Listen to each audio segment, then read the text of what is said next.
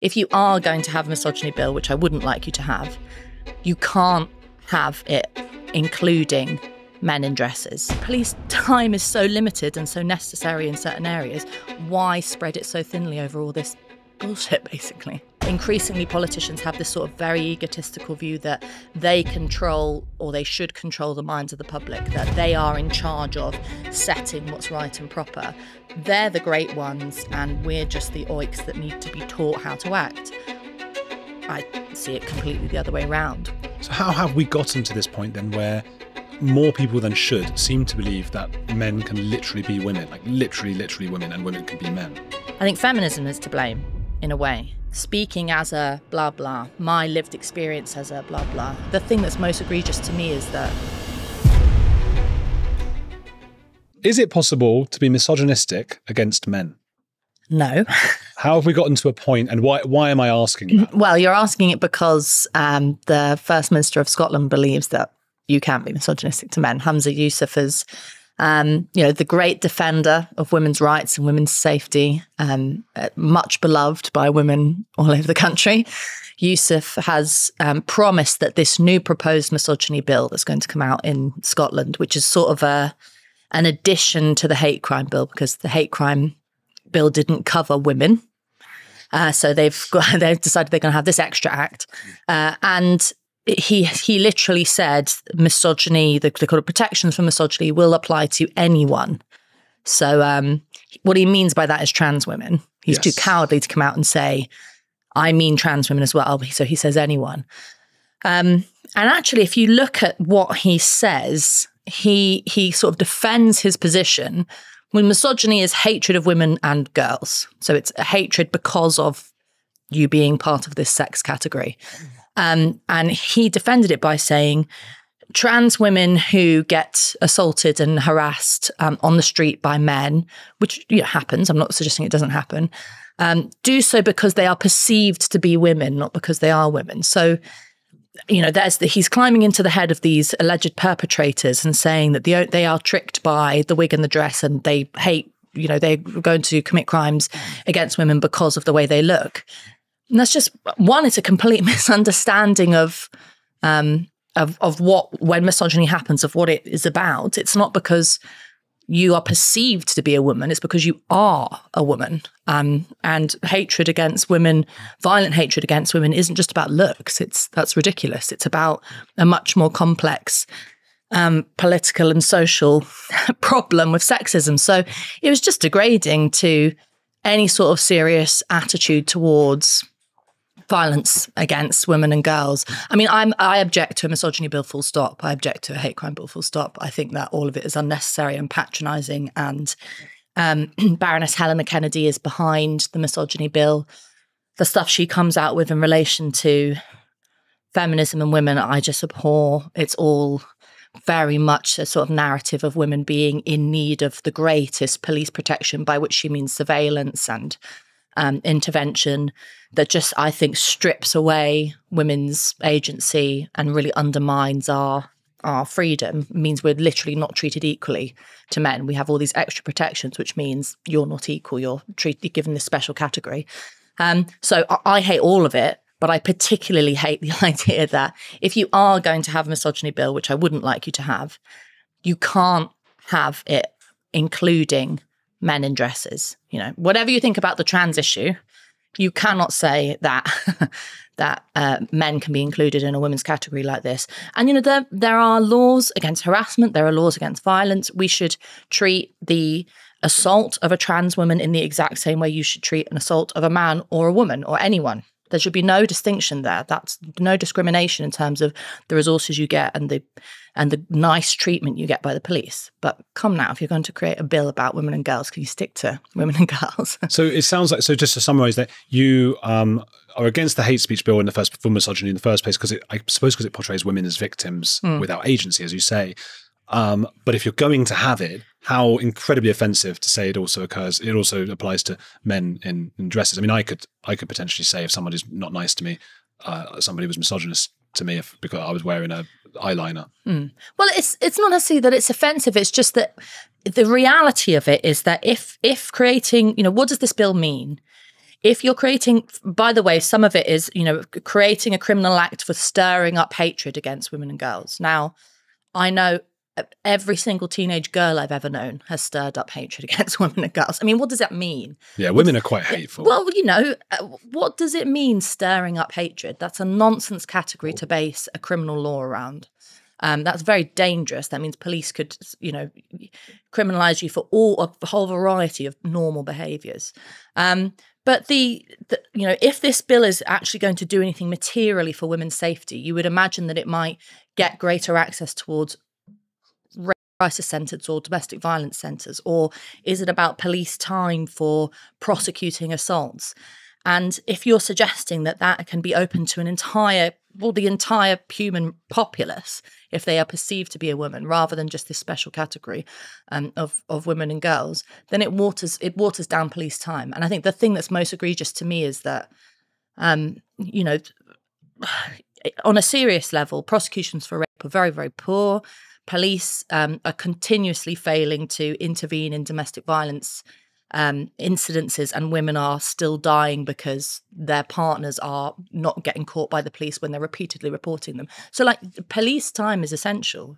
It's necessary for it to be very focused and very strict within its remit. Never mind sort of my libertarian bent, which says that the police just shouldn't be involved in any part of your life that isn't violent assault or, I don't know, robbing cars. Police time is so limited and so necessary in certain areas. Why spread it so thinly over all this bullshit, basically? I'm interested in what you say, because you write a lot about free speech as well. Is there, I know this has been asked a lot, is there anything that ever should be criminalized for being said? No, unless it's, there's obviously a line in which speech can turn into incitement to violence, so the classic thing that everybody suggests, if you are literally holding a gun and saying, I'm going to shoot this person, let's all go and shoot these people, and it's obviously turning into an act, a physical act, which would invoke violence, then that's pretty clear where the line would be. But, I think a lot of people are shocked. I think you should be able to say abhorrent things, racist things, sexist things, homophobic things, outrageous things, things that are deeply offensive, not because any of those things are moral or good or to be commended, but I think you should be able to say them so that society can hear you saying them and you can be challenged. Because I think the most important, when people talk about the importance of free speech, and I'm absolute on that, but it's not just free speech, it's the importance of open debate. So the free speech element always has, if you are exercising your free speech, you should be and are always open to a response, to a criticism, to a challenge, to a condemnation. And so it's not a one-sided thing. Free speech isn't just, you get to say your piece and no one can say anything to you about it. Or, that awful phrase that everybody uses, well, it's just my opinion, which I hate. It's such a cop-out. There should be, the public square should be an open forum in which I get to challenge ideas and we have a good time and we talk about, politics, but also I get to hear someone say something that's awful and I think, okay, I know that you're a racist now. Or, I get it. Okay, that's something I know about you. Maybe I'll challenge you. Maybe I'll just give you a wide berth for the rest of my life. But I think it's much, much better to have things out in the open rather than artificially hidden, because when you censor things, you don't eliminate them. I really don't believe that anyone has ever changed their mind because of a hate speech law. I just don't think it works on a practical level. Further entrenched, I think. I mean, especially, I'm from a Jewish background. I know that people, when they feel like they are not allowed to say views that I would consider anti-Semitic, just that adds to the conspiracy. Like, oh, well, always think about the people who are not letting you say certain things. Yeah. And I want to say, no, I've not said don't say it. You fill your boots. And they do it on YouTube, but then YouTube deletes all the comments. But I'm like, no, and then they think it's me.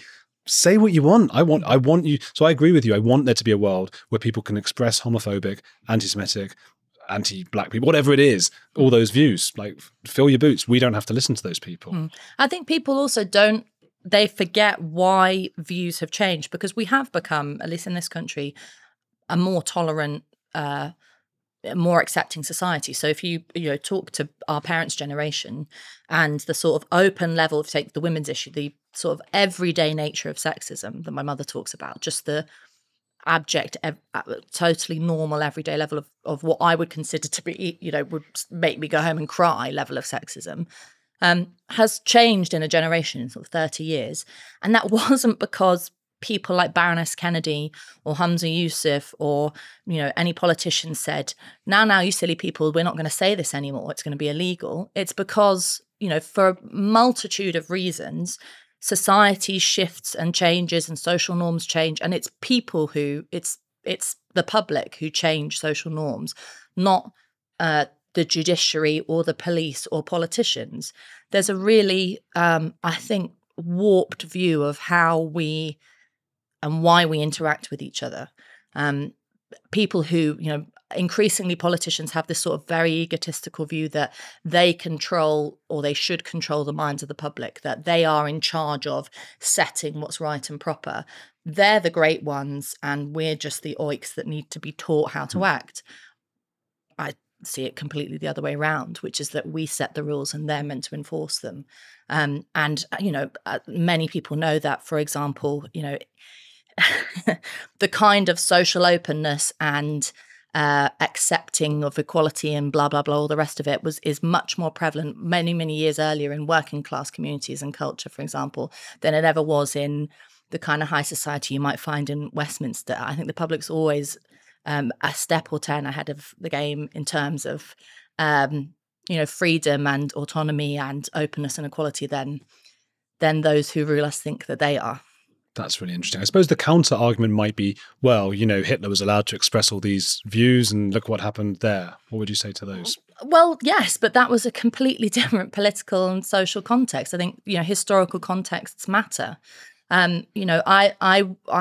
If there was a situation in which what was happening in Germany in the 1930s and the whole lead up to that and the way, the extreme political censorship, the sort of things that were happening, there was no free speech for Hitler in terms of, he was I don't have to spell this out to you, but he was, an authoritarian, had no freedom-loving bone in his body. It was sort of this fallacy that, oh, well, you were a bit like Hitler. Hitler was really into free speech and look where he got. That's not true at all. He was... Yeah, it's the opposite. Yeah, I mean, murderously anti-freedom.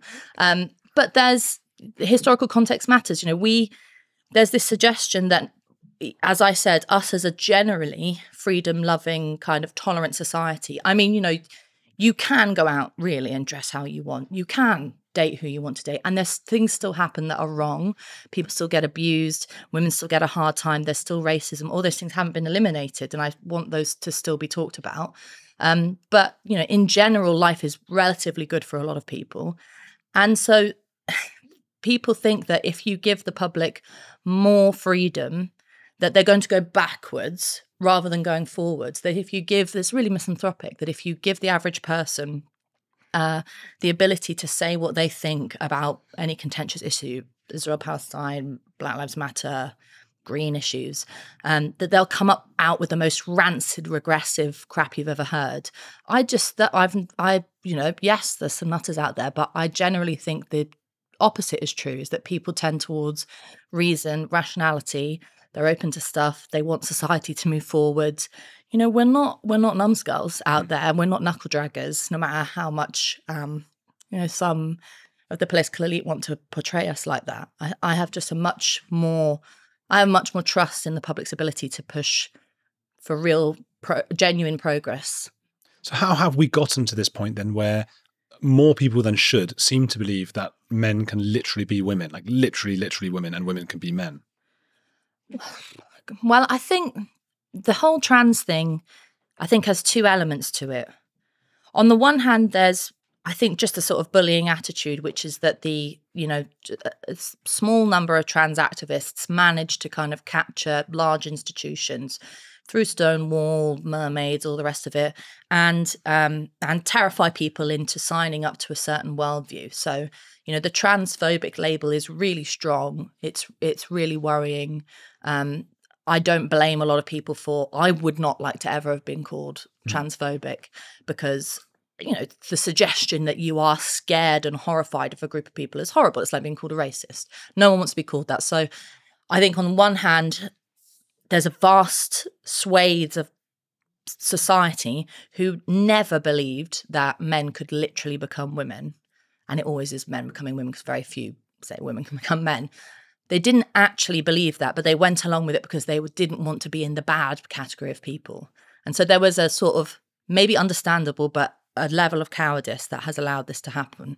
And it's quite refreshing to see a lot of people come out now post-Cass review and say, yeah, I went along with this because I was scared. I didn't want to get involved in this culture war, but you were right. And I think we should, those of us who were always sort of banging the drum for common sense, should be generous and say, that's all right. At least we're here now, kind of thing, and be understanding. But I think the other element of it is that there has been, and this is where I think probably I differ from a lot of gender critical feminists or TERFs or whatever you want to call them. I can use the word TERF because I've been called it so much. That's I'm allowed to do that. You're owning it. And I think that's because I think feminism is to blame in a way. Mm-hmm.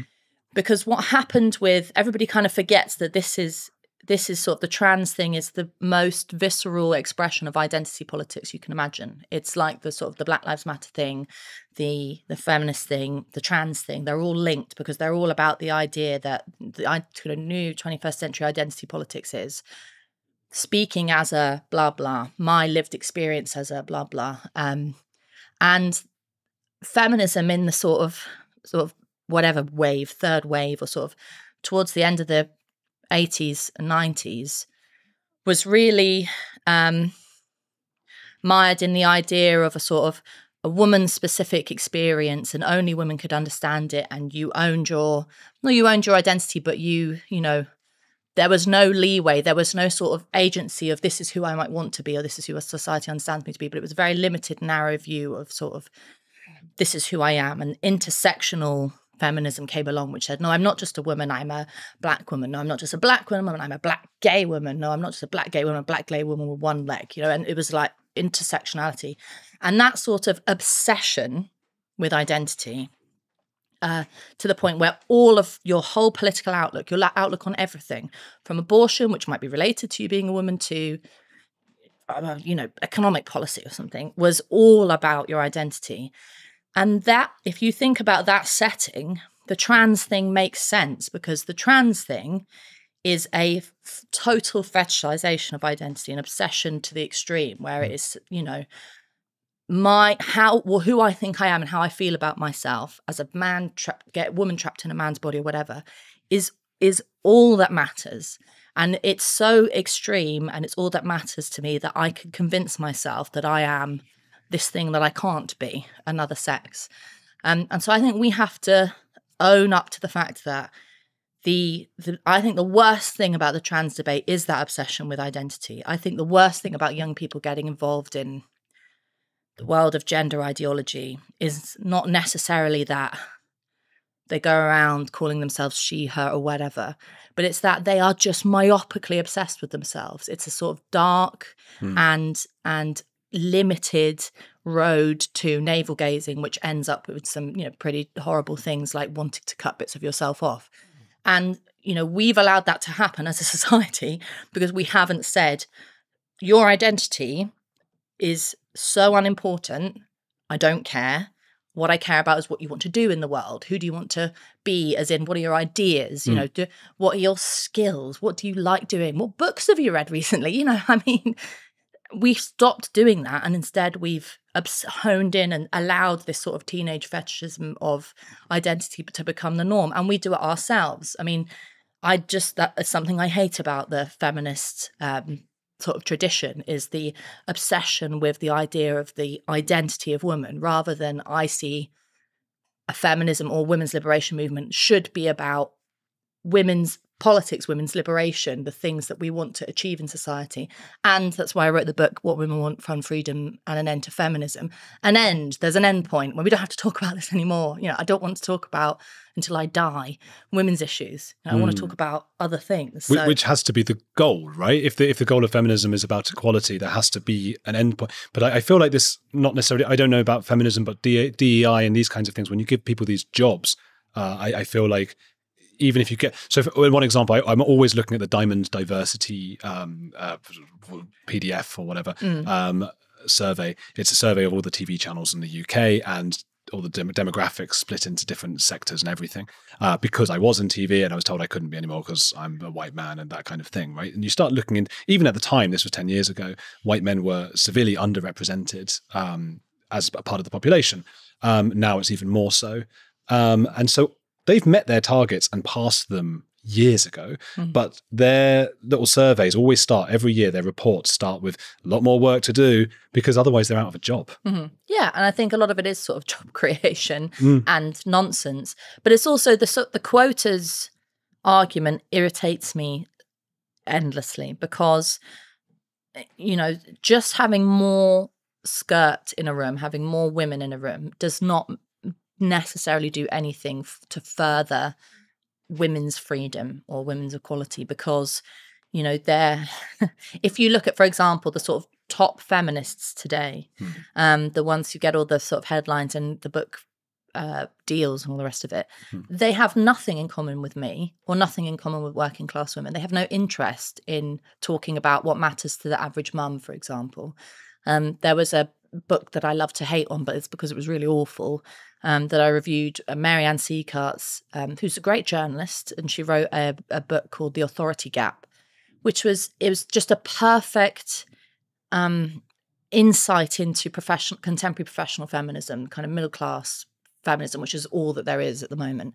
And it was all about how just outraged we should be that this woman who worked in Xerox didn't get, you know, a seat at this fancy dinner or something like that. It was like, and there was one line, I'm paraphrasing here, but where she said there was this horrendous, disgusting incident where this woman got mistaken for a cleaner who could never be, anything educated or something. It was so awful. And it was dripping with snobby shit. It was just horrible, elitist crap that was given this lovely fluffy pink cover because it was meant to be about women. Okay. And the Kelly Osbourne line, do you remember what she said about who will clean your toilets, about immigrants? It just feels like a similar thing where she's in a different world to totally different world. So, you know, it's the whole kind of Hillary Clinton thing. People should vote for Hillary Clinton. Why? What was Hillary Clinton doing about abortion law? You know, what's Hillary Clinton doing about childcare fees? You know, there's it just irritates me because we're not a homogenous blob in the same way that men are not a homogenous blob. No one ever suggests that one man will represent all men's interests. That's ridiculous. Yeah. And I mean, people do now suggest that one black person will represent all black people, but I still think that's racist stereotyping. Unless that black person has the wrong views. Yeah, of course, unless they're a conservative or then something. Then they're called horrible things. Yeah. Same with trans, though, because Caitlyn Jenner obviously is a famously Republican. That doesn't count now. So I just think quotas are for the birds. I think there is something in having diverse views in any workplace or group. The important word being views, not identities. So if you had 5 men or 5 women who all looked the same, it's very possible that they could all think different things. And that's kind of like, to me, that's the more important thing. Just getting, and, you know, particularly in politics, you have these endless stream of women who are celebrated for getting into particular roles. They all went to the same bloody school. They all think the same things. They've all vote the same way. Not interested. I remember hearing someone say, I don't know who it was, but just about we always glamorize struggles that have happened in the past, like Les Mis, for example. It's always thought of as sort of working class rising up. And the reality is it tends to be the middle class. It's when something affects the middle class, like the parents of, why isn't my kid allowed to do this certain thing, when real change starts to happen. So that seems to echo what I think you're saying about it's a very particular snobbish or middle upper class that's actually getting involved in a lot of this, and it's leaving the working class out to dry. Well, I mean, in as much as there isn't any working class movement today, much to my, dark nights of the soul and depression, I wish that there was.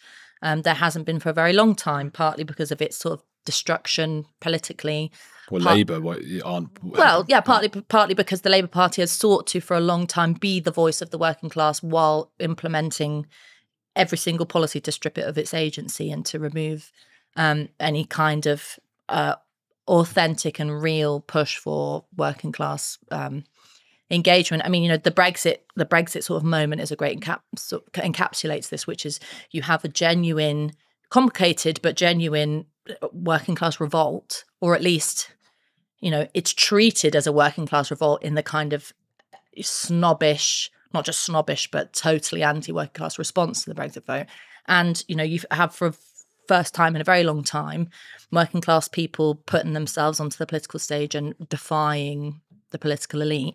And again, much to my depression, I have to say that the Brexit moment has been squashed, squandered. And no, we did not come out in our however many million it was and take to the streets and fight for our vote. No, we did not cause a revolution. No, and I think you have to be honest about that, which is that I talk about working class politics and working class interests, but it's I don't have a party I can point to that represents that. I don't have a group. It's a sort of, I think it's something that hasn't died, but it's something that's definitely been on the back foot for a very long time. And yeah, it's, if you've the sort of upper middle, I think a lot of the media controls what happens in politics at the moment, and the vast majority of people who are columnists for papers or regulars on television are from an upper middle class background, and so it's a tale as old as time. It's those kind of people who call the shots. So should there then be, because this is a problem, and you're absolutely right, and I feel my head going in circles trying to think about what is best for society, and obviously there's no simple answer, is there? Some sort of quota that does ensure that the BBC and certain channels has more working class people, or is that, as we were saying before, it will go on? No, hate that. I hate that. Yeah, but it's because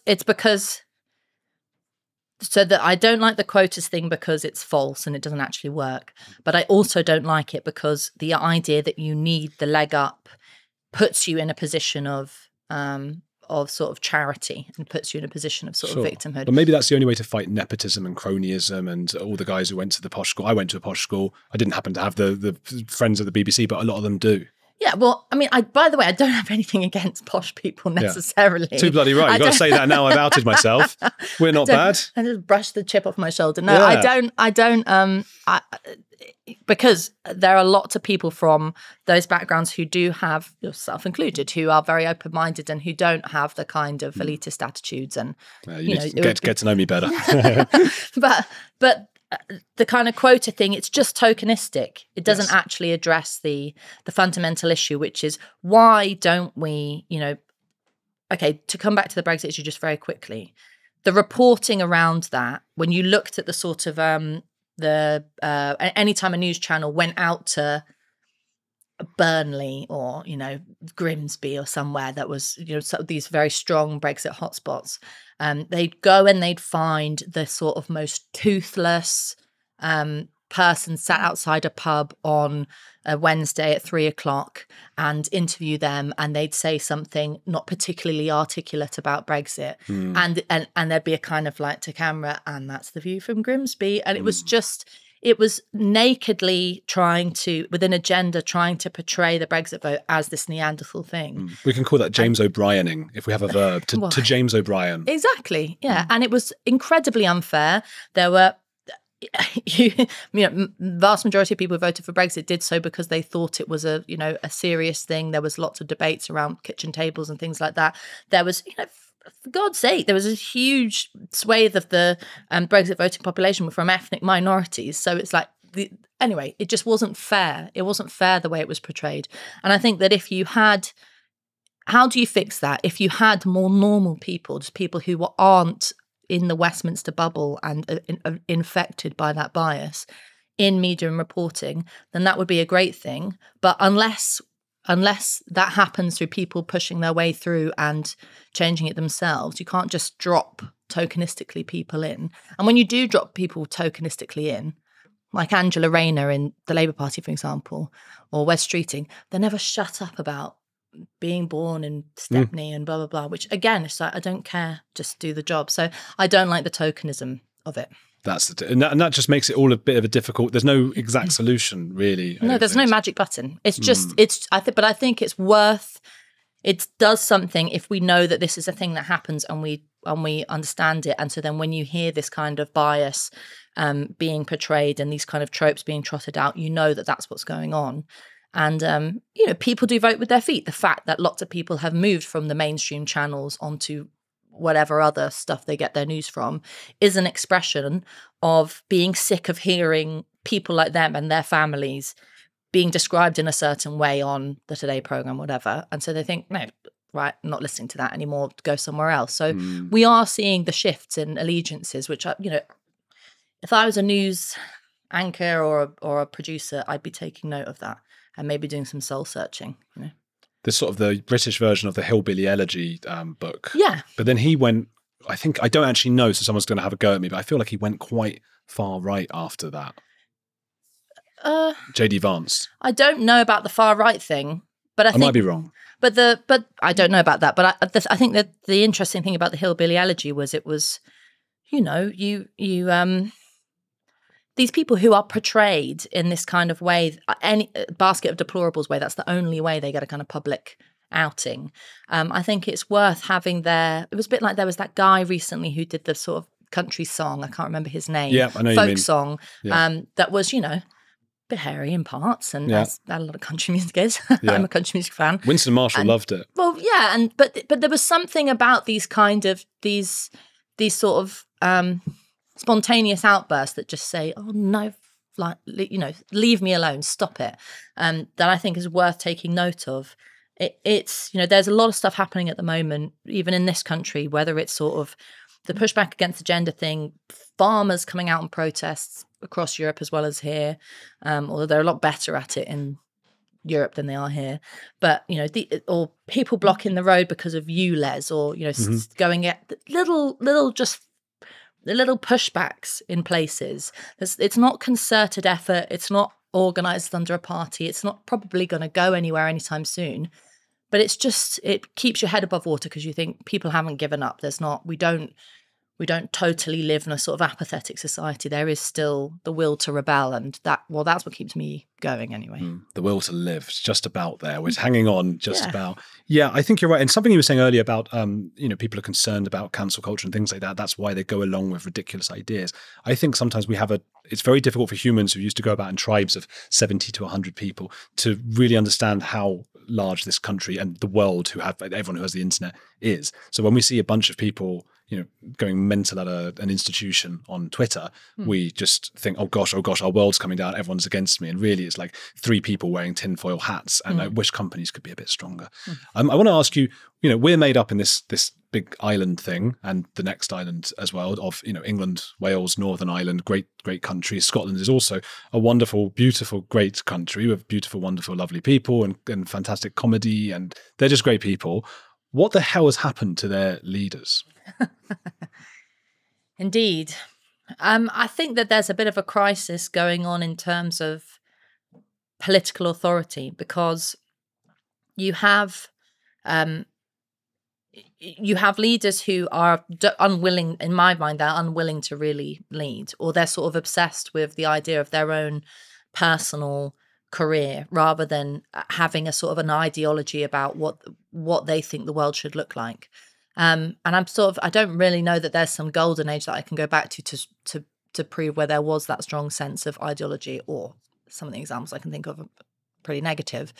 But you know, if you take, for example, the Conservative Party in England,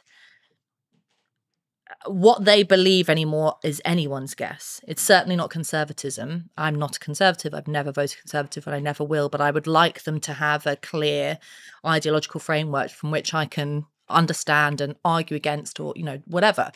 The Labour Party, similarly. I mean, God knows what the Labour Party thinks now. It's some kind of horrible, you know, rehabilitated Blair-centrism, but not even Blairism. It's sort of like watered. Don't know. I have no idea. It's like some lawyer guy who runs it. Yeah, it's just it's totally removed from any kind of actual political activity out in the real world. It's all cooked up with focus groups and you know, technocratic sort of tinkering in Whitehall. It's got nothing to do with an actual populace who's living and breathing and has some ideas. You know, take MPs' engagement in constituency sort of meetings or hustings in an election. Hardly any MP does a husting. Hardly any anymore. When in this next general election that's coming up, have a look, and it's shocking how few do hustings and public meetings. So, you know, they just don't. They're not engaged with actual people, the actual citizens of a country that are meant to be the ones that make the decisions. And that's the same with, you know, the SNP. As much as I sort of get a little bit depressed when I see the polls of how many people still support is that right? the SNP in Scotland, it's not what you would imagine it to be. Let's put it that way. It's certainly more than you would imagine it to be, because there's people still feel very strongly about the independence issue. That kind of covers the fact that the SNP has attacked every freedom of Scots, from, you know, free speech to how you parent to what you can say at football matches to what you can say in your own home. Anyway, but I think that means that what you have now is technocratic leaders who, one, are very careerist. They're just thinking about what they, you know, Nicola Sturgeon is going to go off. It doesn't matter what failings she went through and how, I think, humiliated she was in her final year of leadership. Corruption, she'll go after exposed corruption, potentially. As the former leader of the SNP, the Scottish National Party for people outside Britain.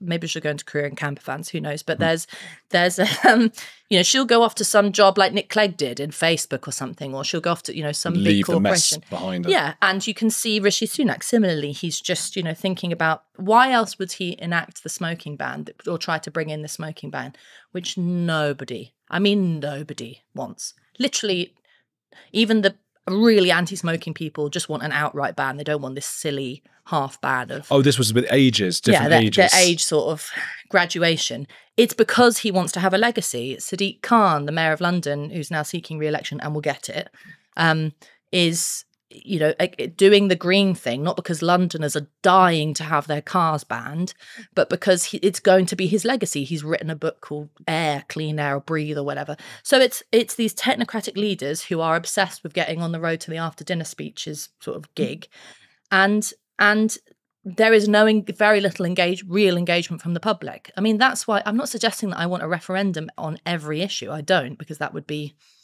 ridiculous and time wasting. And anyway, the parliamentary system is meant to be based on an element of trust, but that trust is just gone. This is what you were saying before about, I think, a lot of the decisions are made by elites or people at the top who aren't really interested or don't know what the average person actually wants. Well, they're not interested and they don't know. And they're afraid of the public. They think, oh, there's just this writhing mass of sort of terrible, complicated behaviours that we don't really want to get involved with. Anytime you see a politician on a walkabout, they're always like, oh, do I have to eat the chips and shake the hands? You know, they don't want to do that. Yeah.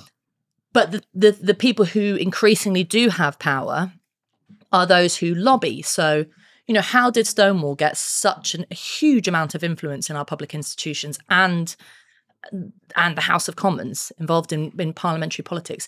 How did it come about that, for example, the civil service is, you know, going along using all these sort of rules, at least influenced by or inspired by sort of Stonewall gender neutral policy? How did that happen? How did external bodies, which have no democratic oversight, no accountability? I didn't vote for Stonewall. I didn't vote for Amnesty International. I didn't vote for any of these organisations, and yet they have a huge amount of political power and influence. And it's because you have political parties that are hollow. And this is the same with the Conservatives, Labour Party. They don't know what they want, and so they just are filled with what the last person said in their ear, and that's what's implemented. I mean, so I think that's how you have to understand the leaders. They're leaders with no authority.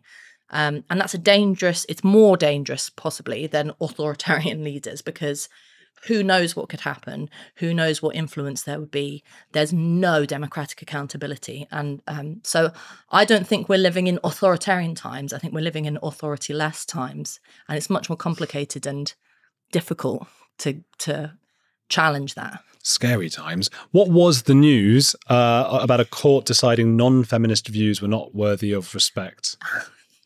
This was a funny and quite shocking case of this guy who was, I think he was an environment management agency. He was some kind of manager, and he got cross because he alleges that his boss, who was a woman, was doing a kind of quota thing and employing women or promoting women or stuff like that. And he outed himself as disagreeing with the DEI official policies and said that he was a non-feminist. And he says that that's why he got laid off. He went to a tribunal, employment tribunal, and the judge ruled that actually it was because he was moonlighting as a counsellor. Who knows? Probably it's quite believable that, you know, that's what happened. That aside, because we can't know that, the thing that we do know is that the judge went on to say, not just ruling on this employment sort of issue, a discrimination case, but he said your views that I'm a non-feminist are not compatible with human rights, are sort of not worthy of respect and human dignity, and are basically a danger to your colleagues. So the judge confirmed what this guy was alleging, which is that I'm not allowed to have this particular view on feminism in my workplace. And that's a problem. You know, whatever about why this guy got sacked, don't really care. What I do care about is the idea that you can't disagree with a DEI policy, or you can't say you're not a feminist. And I wrote an article for the Telegraph about this and pointed out that there's this really great, old but great poll from the Fawcett Society. The Fawcett Society is a feminist organisation, very influential, big, and they did back in 2016, so it's pre-Me Too, they did a big poll asking people whether they were a feminist, whether they used the label feminist. And only 7% came back and said they did. And I think it was only 8% of women said. So it wasn't just like none of the men wanted to. Nobody wanted to use the word feminist. So this guy, I think his name was Simon Legg, is in good company, as in most people agree with him. I'm not a feminist. In fact, lots of politicians now refuse to call themselves the F word. And the Fawcett Society's explanation for this was, we're a nation of hidden feminists, because their poll also asked people, what do you think of equality of women? Do you think women should be equal to men? And like loads of people, 3/4 said yes, of course. So it wasn't, the poll wasn't proving that people hated women. The poll was proving that there was an issue with feminism. And I think that's a really important distinction, because as we've been talking about, contemporary feminism to me at the moment is something that I would want to have no relation to. It's all about victimhood. It's all about sort of bringing in intrusive legal measures into women's lives. It's very middle class. It's very sort of professional feminism. It's obsessed with boardrooms, and it has nothing to do with what I think the main area that women suffer politically, which is in motherhood and pregnancy and what happens to you after you've had a kid. There's nothing to do with that. So I think most of us are non-feminists, and you know, the suggestion that that's not worthy of, not even that's not worthy of respect, but it's not worthy of discussion, is a big problem, because you are alienating a lot of people in your workplace, and you're also, I think, entrenching a mistaken sense of discrimination in men, because there's a fair amount of, whether it's incels or whatever, men out there at the moment who have a real sense of sort of aggrieved, I am being put down by these women feminazis, and, you know, they're ruling the world. And I wish we were. We're not, you know, but but that is not good for sort of relationships between the sexes or any kind of fight for women's freedom, to suggest that we've got it tied up in a little bow, because that's not the case. Can't you say like, hey, screw that, I'm going to say what feminism is, and for me, feminism is just that pursuit of equality? Yeah, I think more of us should say that. For a long time, I said I'm not a feminist. I want feminism to die. And I have to hold my hands up and say that after having a kid, I have realized the way in which women's freedom is compromised, and I've realized much more clearly the barriers to genuine women's equality. And, you know, from the sort of minutiae of life, of the responsibilities that women have to take on in child rearing and caring for children, as opposed to what men have to do or what society expects us to do, from that sort of, I suppose, what most people would call kind of low level, but still pisses me off, to the more serious issues of like childcare prices, work expectations, pay post children. I think there is a need for a women's liberation movement. I think the F word, I'm happy to let go. It's just, I think it's too loaded.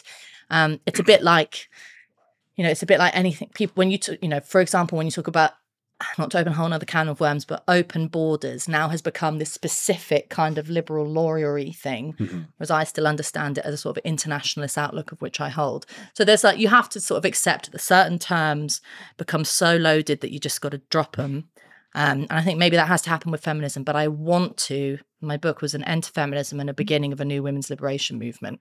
Couldn't fit all of that in the subheading. You had to read till the end to get to that bit. But it was, I think that we could do some really exciting, serious things. Nationalise cheap or free childcare, decriminalise abortion. There's some things that we could do overnight that would radically change women's lives. So I think there's a lot to do. I just don't necessarily think we're going to win people over by continuously or hitting them around the head with the word feminism. It's such a complicated thing, whether it's feminism or women's, just the pursuit of equality or equality of outcome, which is obviously the sort of postmodernist DEI version of that. Because I suppose we need to weigh up individual liberties. I love the idea that my daughter that I don't have can grow up and do anything that a man can do and so on. But then with the biological reality that a woman has to have a baby inside her, I don't know what you're saying. There are ways to help that, to mitigate that. But you're having something in your body for 9 months. Your body starts to recover for months after that. And there are I don't even know, but maybe biological, psychological differences between how you feel about children. I don't know how much of that's societal as well. So you've got to weigh all of that up, and you can never really have equality, at least of outcome, can you? I don't think. You can. Birth can, but you can pop a child out in a few hours if you really want to, and then hand them over to dad for the rest of the time. A lot of women, myself included, didn't want to do that because you have a kid to want to spend time with them. You don't. What do you mean pop them out in a few hours? A lot of people have easy births. But it's still 9 months. Well, I worked up until the hour before my cesarean. But it wasn't as easy. No problem. So there's never on a I nation. walked a little bit slower, but it was fine. I put on a festival called the Battle of Ideas. And, did it right up until. So, but to take seriously what you're talking about, I think a lot of people underestimate or don't recognize the fact that women in their 20s and 30s, so usually before they're having kids, are out earning men. They're doing better than men in universities, and that's not. I don't think that's the way it should be. That's brilliant. I think there's actually something to talk about the failures of particularly young white working class boys in education. So there's an interesting problem to be addressed there. But anyway, women are doing really well. They're getting all the jobs. Everyone's obsessed with women in STEM. Women can go into STEM. Women can go and do anything they want. There's no barriers, legal or otherwise, to women doing what they want. The barrier comes in when you have a child. And that's not because biologically you have to be the one that raises a kid. We don't have time to go into this.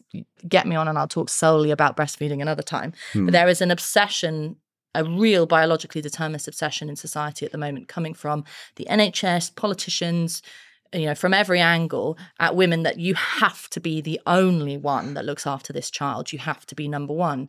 And that's not true. We've invented things, formula milk, maternity is limited to their maternity leave, paternity leave. That means that it is possible as a society to organise the raising of children differently. If you had, for example, easily accessible creches, not run by some awful child development person who's obsessed with oppressing people with their parenting skills, but just like a nice place where the kid can have some fun, and you freed up women and men to be able to have a more flexible arrangement in their working family life, things could be very different. I'm very optimistic about the idea that you should never let biology and nature is always to be overcome. It's a quote from I'm not going to quote it because I can't remember which Bolshevik did it, but said it. But the idea, I think it was Trotsky. It's the idea that nature is to be overcome by man. It's to be it's to be harnessed. It's to be challenged. It's not to ever be a barrier. The only barrier is death. That's the only thing you have to do is die. Everything else you can do something about. You can harness. And I think that's really important for women's liberation, because yes, we are the ones that have to get pregnant and want to get pregnant. I didn't like it, but it's a lot of people think it's a wonderful, beautiful thing. Yeah.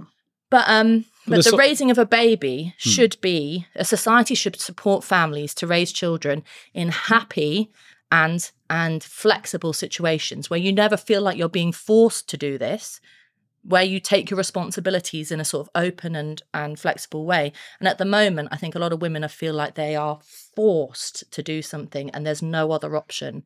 And I suppose it's no wonder that the birth rate is falling because, you know, having kids at the moment is not just difficult in terms of sleepless nights, it's politically loaded in a way that I think really frightens people. Yeah, it's a scary thing. It's you know, anyone thinking about. I've been with my fiance 10 years, and bloody hell, you know, kids. We haven't got them, but it's scary for both of us. And I just wonder if there is some bias. I know you can overcome nature. I get that, but sometimes there's a difference between overcoming something on an individual level, but when you've got huge numbers of people, people's inclinations will start to skew stats in a certain way. So there'll be some women, and maybe I'm giving the trad wife, steel man or what else, steel trad wife, of hey, you know, we've had 300,000 years of evolution. Maybe not everyone, but some. Well, there are groups of women who actually just want to sort of look after their kids more than the men who have evolved to go around planting their seeds here, there, and everywhere. I'm not saying that's where they should try and overcome nature, I think, but you know. The trad wives thing is fascinating. It's fascinating to me because, you know, there's this interesting pushback, which is there are women who want to be stay-at-home mothers. I have no problem with that whatsoever. My mother was a stay-at-home mum and we had a wonderful childhood and, you know, she enjoyed it. We enjoyed it. Absolutely no problem. I'm somewhere in the middle. I'm still working a little bit, but I still spend a lot of time with my boy, and I wouldn't give up the days I have him for anything.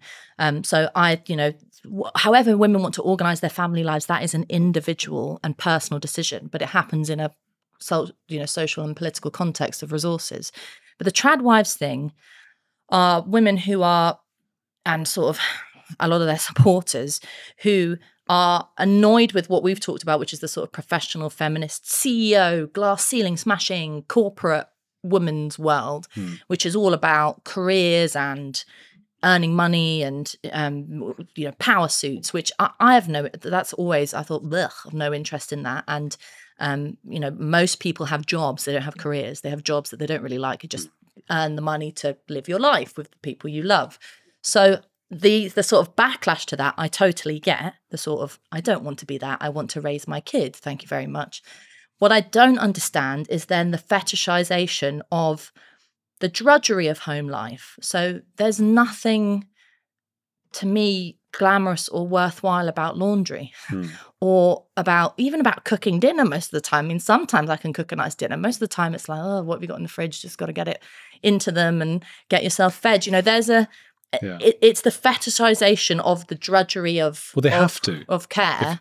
Well, they don't have to. You know, you can argue for, there's lots of different, you know, for example, if you had a better childcare system where you could have, and I mean really imagining a totally different childcare system, one which was much more flexible, much more sort of community-based, a bit hippie, if that's how you want to portray it, but, you know, village raises a child, sort of other people involved in the raising of your kids, then you would free up, in particular, women's ability to make decisions about what they wanted to do with their free time in their lives. So at the moment, you know, from my experience with my kids, you have the time that they're awake and you play with them, and then you have the hours in which you've got to get the 17 million things done in the home before you manage to crawl into bed at night. So there's just freeing up people's time to have some time to think, some time to do something, time to be an adult, I think would radically change our way of, you know, at the moment it's very black and white. Either you're a sort of trad wife and you have to love putting on a pinny and scrubbing your husband's underwear. And it's like, what? You know, I have no interest in that. I also have no interest in doing the Sheryl Sandberg kind of like kick-ass boardroom feminism. Can't we just have a bit of freedom to do a bit of both and have somewhere in the middle? I think the middle ground of that discussion is being eliminated. And I actually think motherhood is becoming incredibly politicized when it's a realm where actually it's a realm of life that should be outside of the remit of politics, a private matter of how you want to raise your kid and what kind of woman you want to be.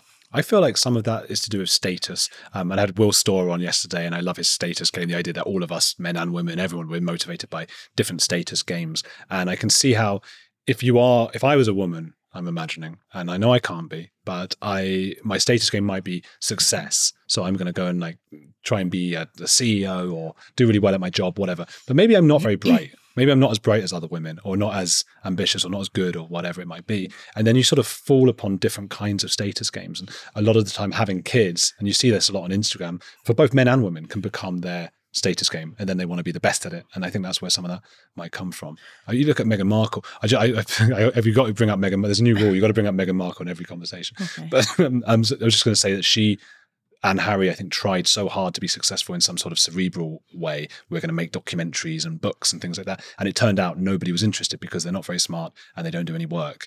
They're not hardworking or ambitious in that sense at all. And now he's just gone back to polo. You know, that's the only way gone back to the royal stuff. And she has now basically done a tradwife kind of thing, jam for everyone. And do you know what I'm saying? I do know what you're saying. I see the pressure for that kind of status coming from a different, it's not because people know that they'll fail intellectually or career-wise, and so they rely on getting status elsewhere. I think that the status thing has come from particularly with mums, it's come from a view that child rearing, parenting, this word that's come about to encapsulate a sort of pressurized way of raising children, is seen as a project, a job that you have to complete, and you have to complete excellently and perfectly. And that starts from very, very early. For example, talking about the royals, I get angry less at Meghan and Harry and more angry at Kate and William. And that's because I don't like any of them, by the way, but that's because the Kate and William, I can't remember their titles, have launched this early years foundation, which sounds lovely. Who to do with kids? Who would care about that?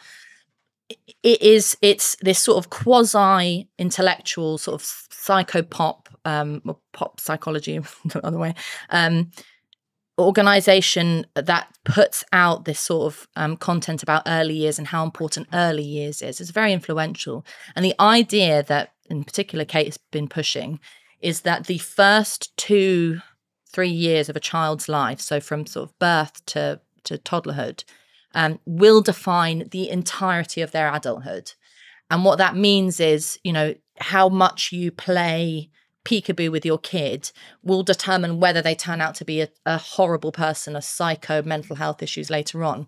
And this has been, it's no coincidence that after that happens, you have a recent NHS campaign under the Start for Life banner, which is those rich people, those awful plasticine people who tell you to eat fruit.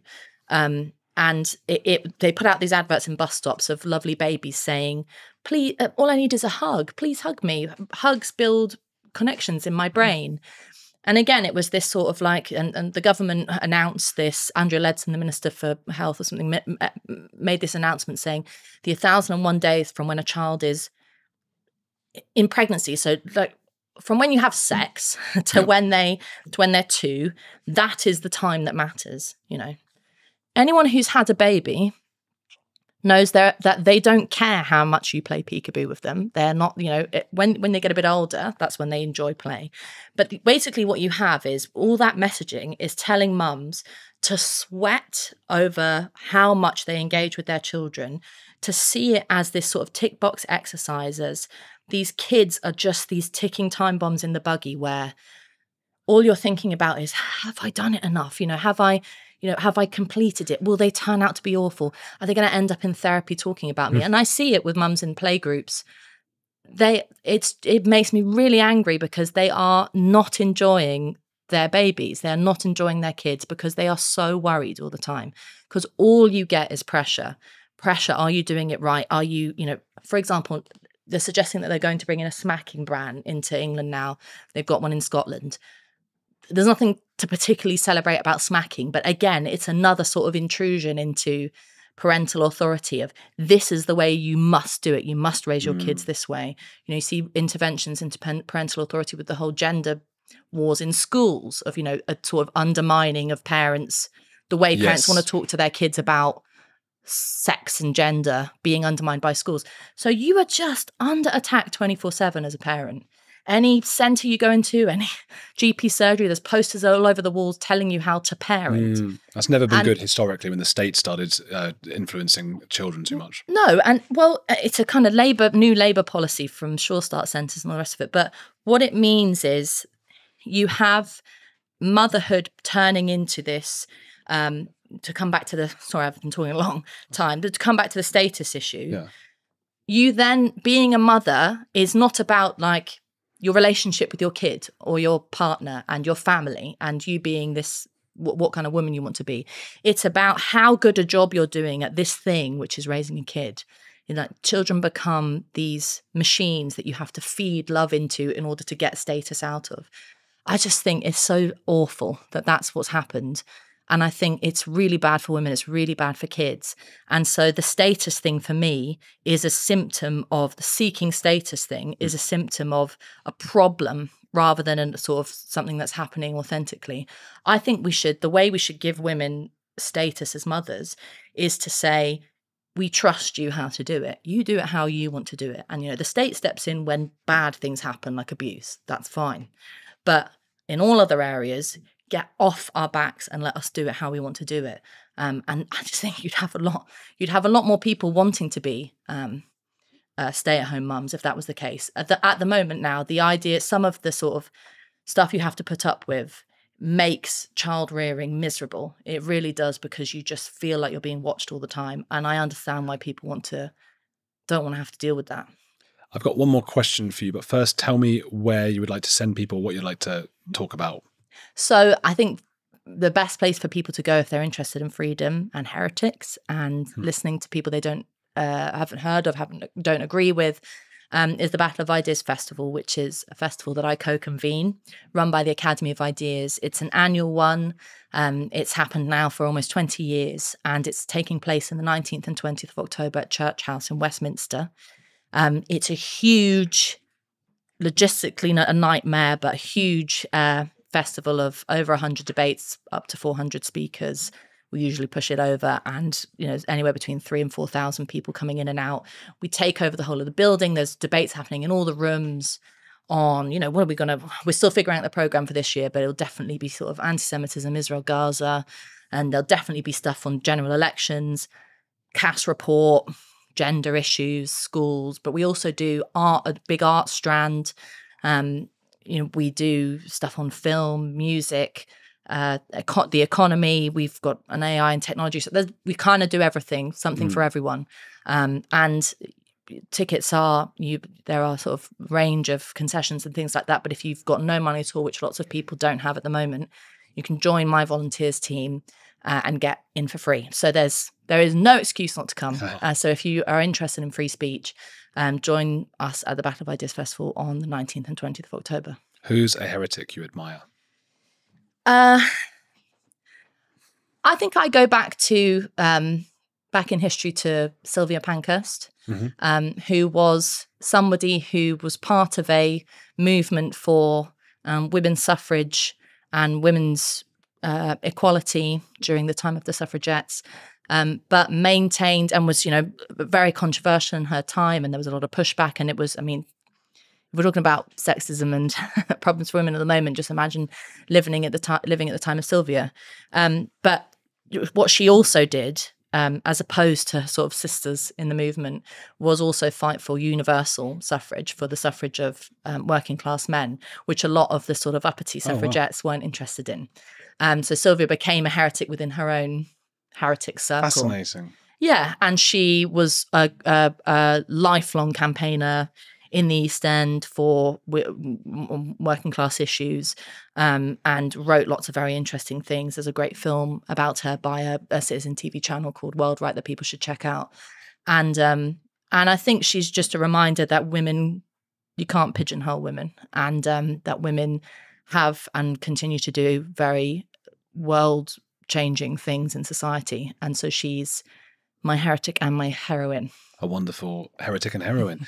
People, please go to the Battle of Ideas, check it out, get tickets to it. I was there last year, had a little room to do podcasting. It's sort of where this whole podcast started. Maybe I'll be there this time as well. I'll speak to Ella about that. Follow Ella on all the socials as well. Hit the like button and keep watching this channel that is here.